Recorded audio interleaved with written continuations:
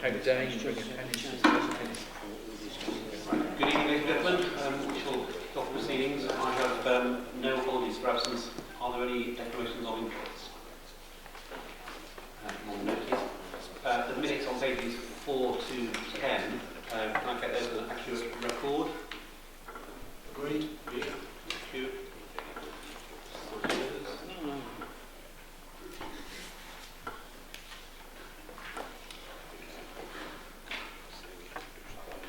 Are there any matters arising? None.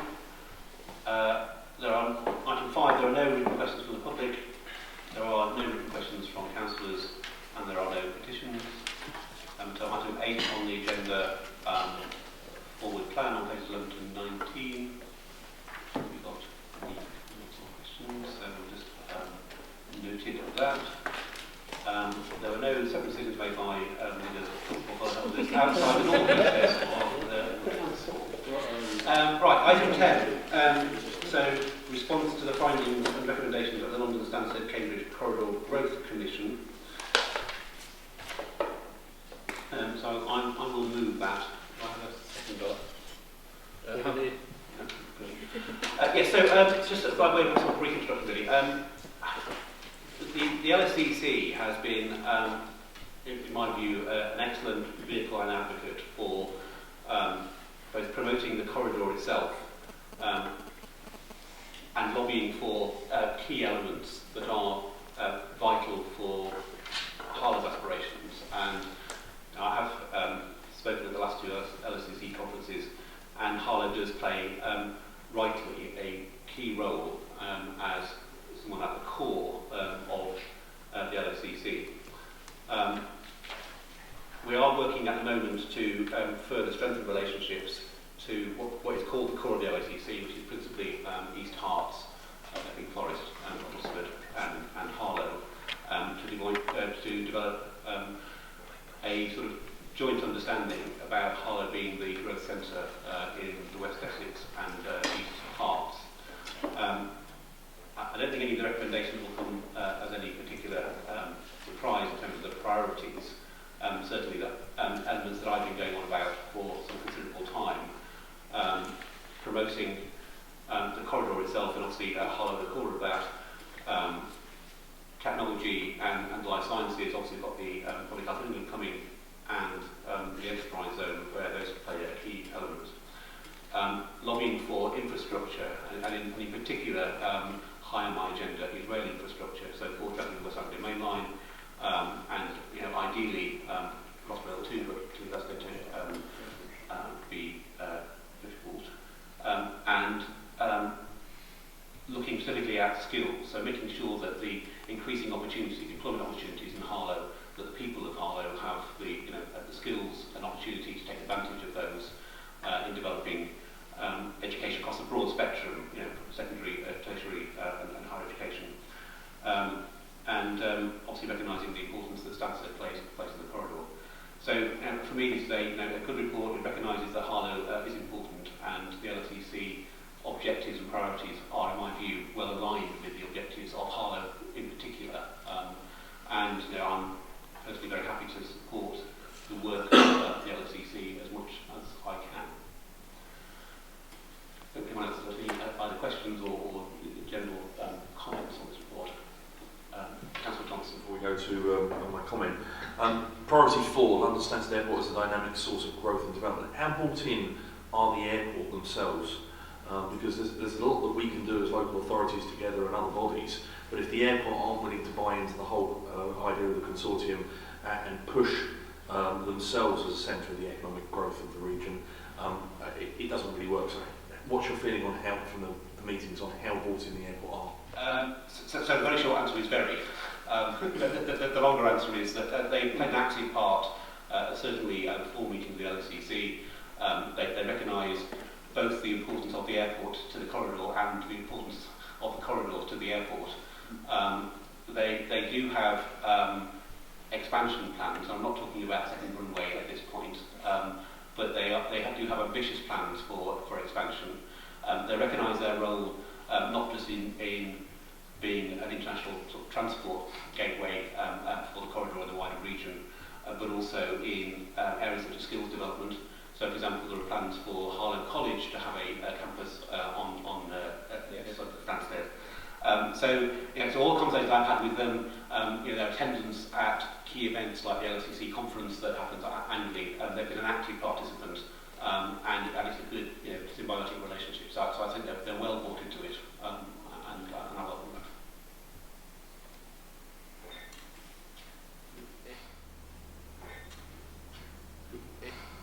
In which case, I absolutely welcome the report and welcome the work that the consortium is doing.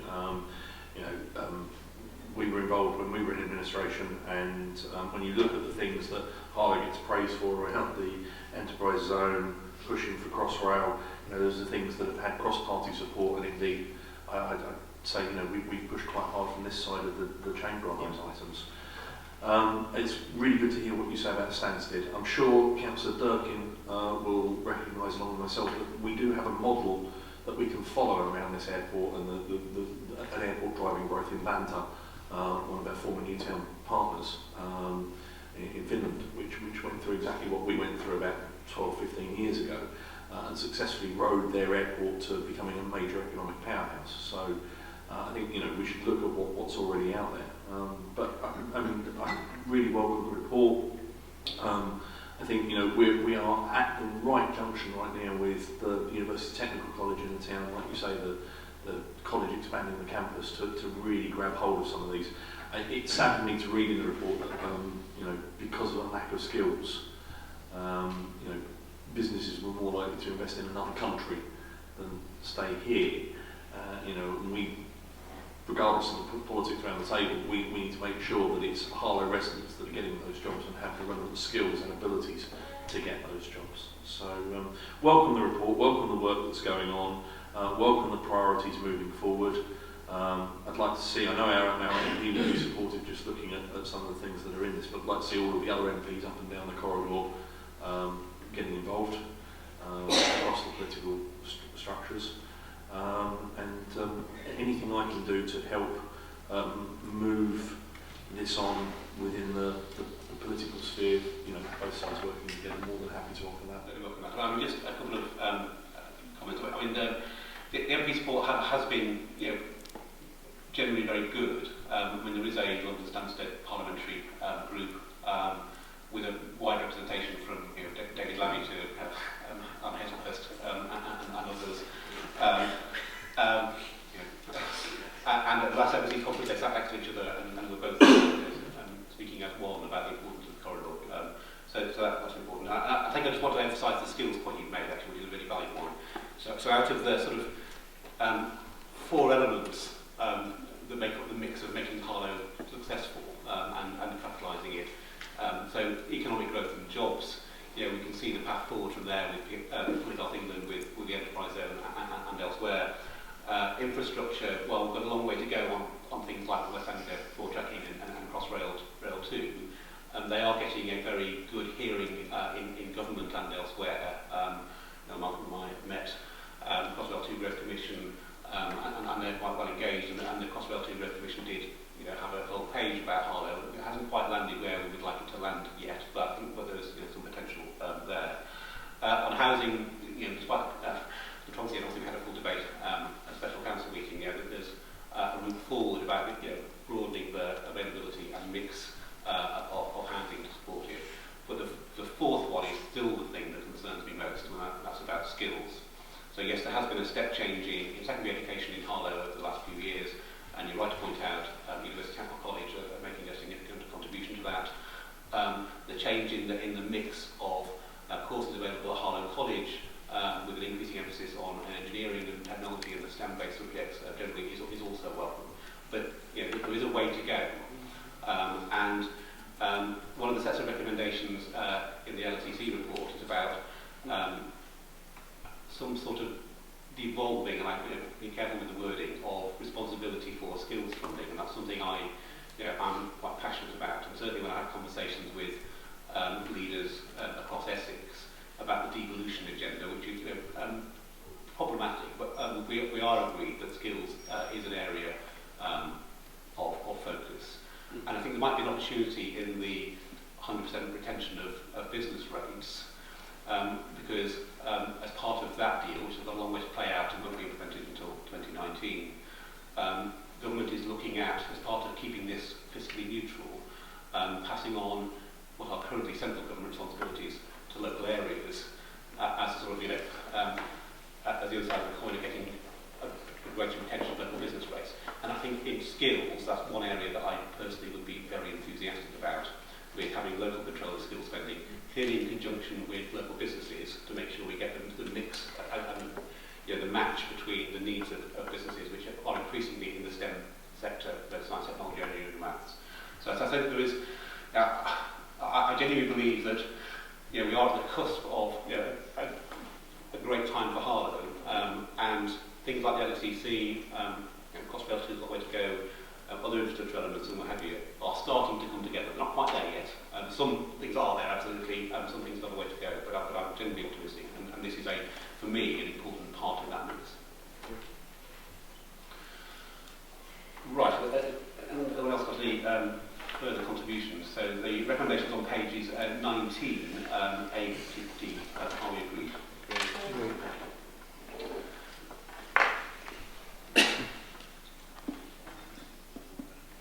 Right, so moving on to, I'll take both 11 and 12 together, if you don't mind. I'll be several comments on both of them. Before I just just say, as I said at the last Cabinet meeting, this is two of the three memorandums of understanding. And as I said at the last Cabinet meeting, clearly following the Special Council resolution, the third one, which was around spatial options, has some significant issues. And I did commit here last time that I wouldn't be signing that. And so that's why it's not before Cabinet today. And as I think I said last time, and the legal advice that East Hearts have taken and others was that there's no pressing urgency for that third memorandum of understanding, whatever form it might take when we get to that point, to be signed or agreed until the local plan goes for examination in public sometime next year. So on that sort of general preamble, are you going to move this? Yes, Chair. I'd move the two reports together, as you suggested, with their recommendations, which are obviously broadly similar.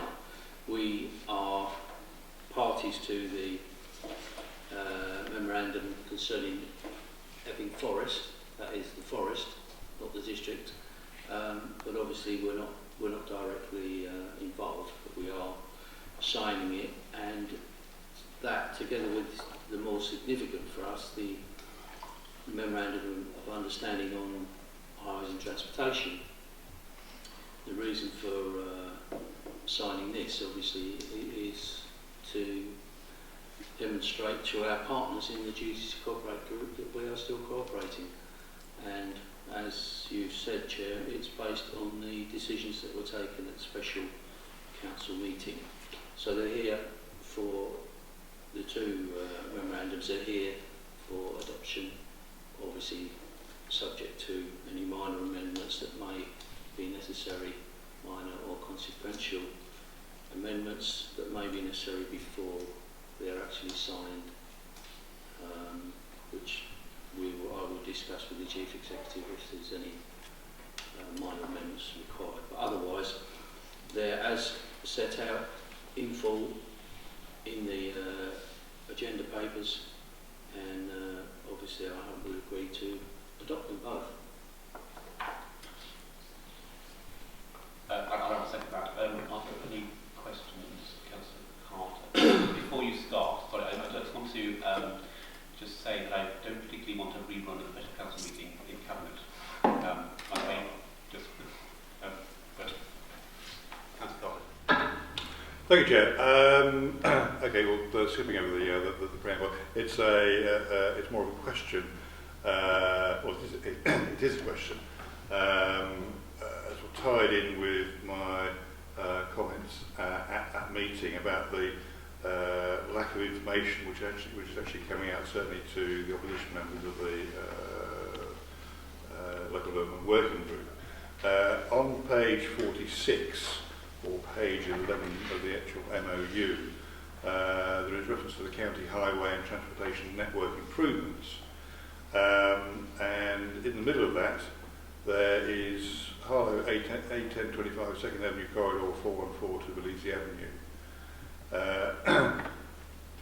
And then also in figure 8, which follows it, there's a multimodal sustainable corridor north-south through Harlow Town, multimodal sustainable corridor east-west through Harlow, and Abercrombie Way, 3rd Avenue. Now, okay, I'll put my hand up, I didn't make the last two meetings, but no one has mentioned the existence of these two particular infrastructure projects so far. So I'm wondering where they've come from and when it was actually going to be disclosed or presented to members generally. From memory, we've only had one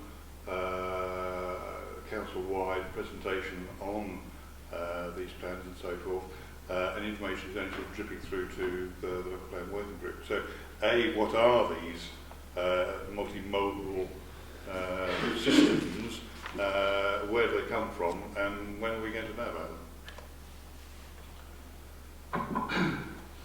They were referred to in the presentation by David Spunk to the meeting of councillors.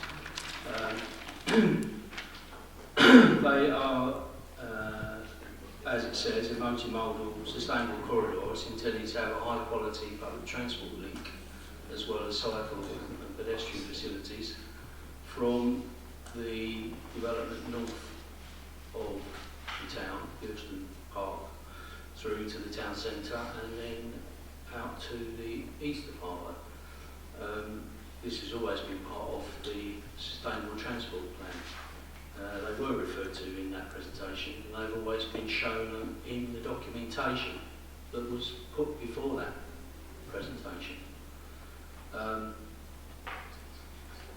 Obviously, we aren't the Highway Authority. The Highway Authority works on these plans. We only are presented with the outcome of their investigations, which is based on modelling techniques. You asked about the Second Avenue corridor. Again, that's shown on the results of the modelling suggest that there needs to be significant improvements to the Second Avenue between the A414 and Belize Avenue in terms of coping with the projected traffic flows on that particular route. The multimodal transport corridors, I think it is fair to say that using the word plan would be a little bit overstating the developed nature of these thoughts. But it is absolutely an aspiration that partly to alleviate sort of road pressures is to have, so multimodal in this context means a variety of modes of transport, ranging from cycle routes, walking routes, possibly at the sort of higher end of aspiration, a rapid light transit system, buses and the like. As Danny said, linking what would be the new development at Gilston Park through the town station to the town centre and to the south of Harlow, and an equal whatever. But it's not that there is a plan in the sense that this is what we're going to do, dig up this, build this, or what have you. I think there's more of an aspiration at this point. So, just go back. Well, yes, as with the strategic housing, there have been blobs and sort of broad lines going in various directions. But this is the first time I've actually seen specific references to specific roads and specific improvements. I'm just wondering how those bits actually emerge, and if those items on page 47 were referred to at the presentation by Mr. Scrub, I'd be very interested to see which page it was. Well, of course, these multimodal sustainable corridors aren't linked to specific roads. They're linked to destinations. They're listed here. It says multimodal sustainable corridor north-south through Harlow Town. It doesn't say specific roads. It says Abercrombie Way, 3rd Avenue. Yeah, that's further down. I thought you were talking about the two multimodal sustainable transport corridors. Pardon? I'm talking about all of them. At the A1025 Second Avenue Harlow, Abercrombie Way 3rd Avenue, and the multimodal bits. Yeah. So where do they come from? So let's get you the references to the documentation that SEs have circulated on these subjects. So I'll be honest, I can't remember the specific interventions on these specific roads off the top of my head. But they include things like on Second Avenue, putting traffic calming measures and downgrading it to reduce it as a sort of a through route for freight, for example. But these are outlined in documentation that has been provided by the County Council as a consequence of the modelling that they've done. So I'll take a moment to get you the references to the appropriate documentation. The answer that Councillor Perkin has just given has concerned me. And I'm broadly behind the report because I think to get the different councils together, Highways Agency and two county councils, is a real feat. So well done to the officers for putting that together. And I think it's crucial that we do work together and show that we've tried to work together. Because when we do differ with the other councils around us, for example on the housing numbers, I think it can be proven that we've tried to work everywhere else with them. So I think that's really important and would welcome that part of the report. But the comment that Councillor Perkins just made about a transport link through the town from Gilston to the station to the town centre worries me immensely, because we've already got a road and cycle track there running up from the station. There's housing to the other side, to one side. The other side is the town park. I hope we're not suggesting that we're going to be putting a guided bus route through the town park from the station to the town. I'd like someone to absolutely categorically say that's not what you're planning. I can only repeat what I said earlier about using the word plan. There's an aspiration for a north-south multimodal transport link. I don't think anyone's got any specific plans. But for example, there are things about additional crossings north-south across the Stork, for example. So not just the existing road that runs. So those are all part of those broad aspirations as opposed to a specific plan. And this is what this document is about. It's about recognising that there are issues in these areas identified by traffic modelling, and there needs to be interventions and solutions to address them. So I don't think anyone's suggesting we're building a road through the town park.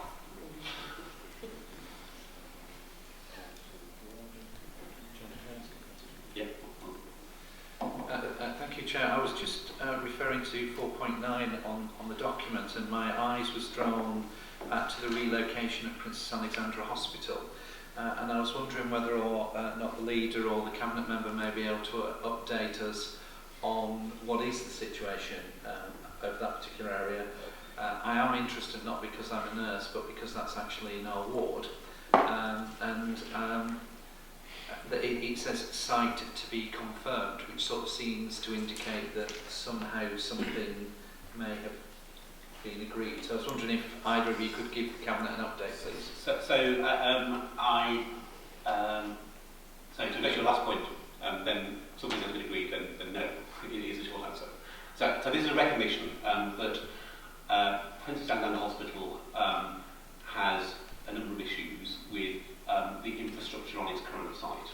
That's both in the sort of short medium term in terms of stabilising the infrastructure, making it fit for purpose, but also the recognition that because of the geographic constraints of the current site, that there would be a need, in our view, for a new hospital in or around Harlow. But those are conversations that are ongoing with a variety of bodies in government, Department of Health and what have you, and it is fair to say they have not concluded. And it's also fair to say that,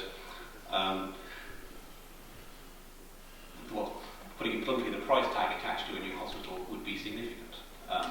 And so, the government's appetite for that level of investment and the timescale for that investment are matters of constant debate. So there have been some reports done for the Hospital Trust, which are still in progress, and the firm recommendations of those have not been concluded. And even when they have been concluded, that doesn't mean that they're going to necessarily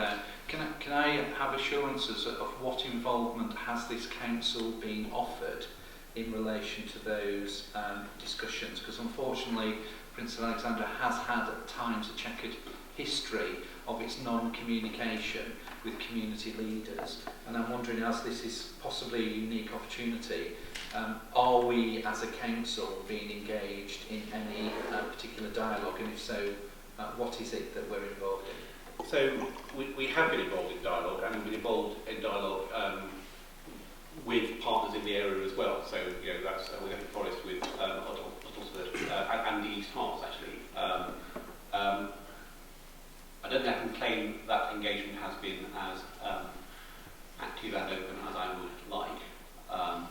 So one example is there's an exercise going around sustainability transformation plans across the country, and despite clear guidance from the Department of Health about active engagement of local authorities, that has not quite transpired as I would like it to have. But we are in active conversations, and we have further conversations with government and NHS England and Hospital Trust and both CCGs, so West Sussex and Hertfordshire, to try and move this forward. But I can't sit here and say, well, it's all lovely to get sorted out in the next N years, because we're a long way from that. But we are pushing very hard, and I know that the Chief Secretary meets the Trust and others on a regular basis, as do I. Thank you. Any further contributions? So in that case, recommendations both on page 32 and 57 for the memorandums respectively.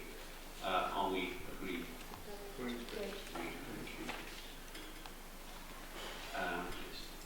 Right, moving on to the finance report on page 74 to 75. I will move this. Seconded, Right, I just want to give a brief sort of introduction to this. So clearly there have been significant reductions in central government funding for local authorities generally over the last few years. And that has no signs of stopping in the next few years. So what the government has done is has made an offer to local authorities generally to reach a 4-year settlement. Now, the advantage of that clearly is that gives us some certainty over the coming years about what our financial position is likely to be. And I would just refer you specifically to, on page 74, to the table at the beginning in the background, and which lays out the financial position that we would be accepting, which is clearly not good. So I'm personally not recommending this because I think it is a great deal, but because I think it is the least worst deal. So what the Secretary of State has made clear, and that you can hear, that if you don't accept the 4-year settlement, it might be significantly worse in subsequent years, and we wouldn't have the certainty of knowing that it would be. So the report lays out consequences which are an ongoing and significant decrease in government funding. This will all happen prior to the localisation, 100% retention of business rates, which won't begin until 2019. There are some pilots due to start in city areas next year. They won't be implemented until 2019.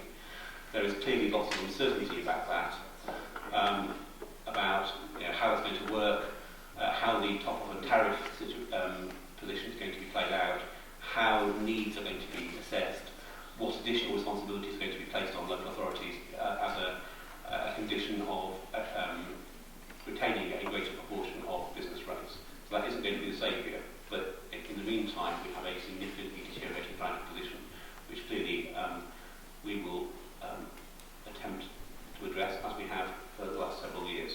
So just a quick technical question. Has there been any indication from government that the new homes bonus scheme is going to fade away or be reduced or changed in any way? I'm not aware of any changes. Yes, it's 2020.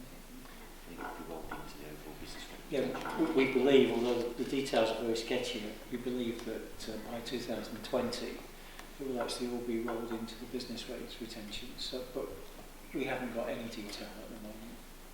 So that's a general trend to move away from revenue support grants and other central government grants to councils being basically responsible for their own income, a combination of business rates and council tax. So there's an increasing emphasis from government about, as has happened over the last few years, council tax representing an increasing proportion of the council's revenue, and that will continue, and there's a clear steer from government about how they expect council tax to go, and in conjunction with business rates. So as part of those two things, I say business rates won't be implemented the earliest until 2019.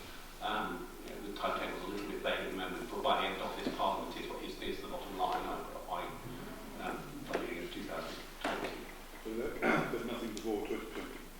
Don't know where any changes in the period that this report refers to. We're as much in the dark as you are, Simon, in that sense. Out of the, 43 million quid that's collected, the government's still going to actually set the amount that we can keep of the business rate. No, it's a new homes bonus, Mark.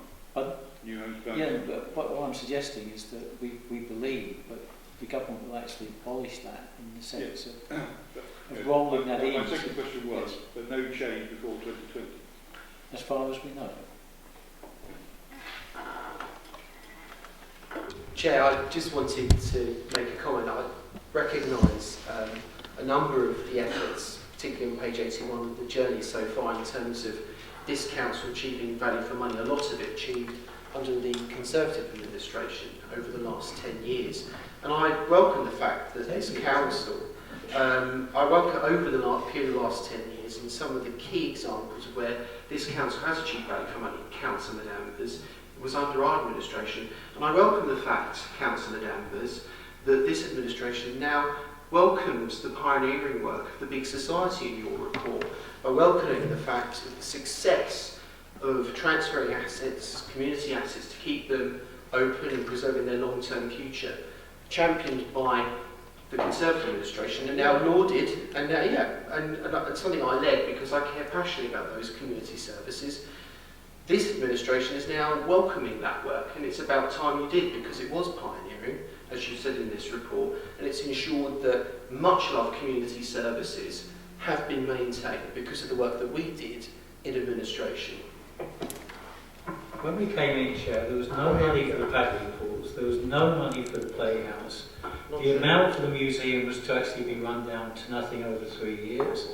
The amount for all of the schemes that you had was to be run down, well, the figures will speak for themselves, was to be run down over the 3 years to nothing, and these organisations would be let loose. Our view was very different to that, and we've actually been able to actually establish that we've actually maintained those services, albeit that they're very fragile by 2018-19, with the expectation of the housing bonuses. That fund will not be able to actually support them. It's the government that's actually cut, since 2010, this authority's expenditure on the general fund from 15 million to 12 million, if you want to listen to the actual details, and there's a further 2 million cut projected. It's like blackmail, Chair. We have to accept the 2 million projected cut to services in the next 4 years. Otherwise, the government are actually suggesting that they will actually cut even deeper, and we cannot afford to take that risk. But giving way to blackmail, we all always know where that actually leads, and it's quite there'll be a collapse of services soon. It's going to be very hard this year to avoid. We already see quite a lot of services under strain, officers under strain, and be able to deliver services properly.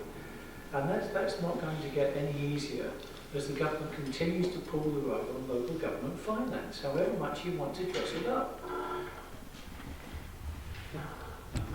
Thank you, Mr. Chairman. The table that you've referred to on page 2 of the report, would it be possible to have a copy of that sent round to members but included at the bottom projected new homes bonus figures as well. Right, so there are no further contributions, then say that the caveat I do this reluctantly. Are we agreed to accept the recommendation on page 73? Absolutely agree. Right, now I move on to the paper on the Cabinet Overview Working Group Work Plan. I move, Chair. And I'll give you second, Chair. Any questions, comments? So recommendation to accept the work plan, are we agreed? Agreed. Agreed. And then move on to the minutes of various groups, the Cabinet Overview Working Group, the Housing Standards Board and the Local Highways Panel for noting. There is no piece of comment will make or so noted. There being no matters of urgent business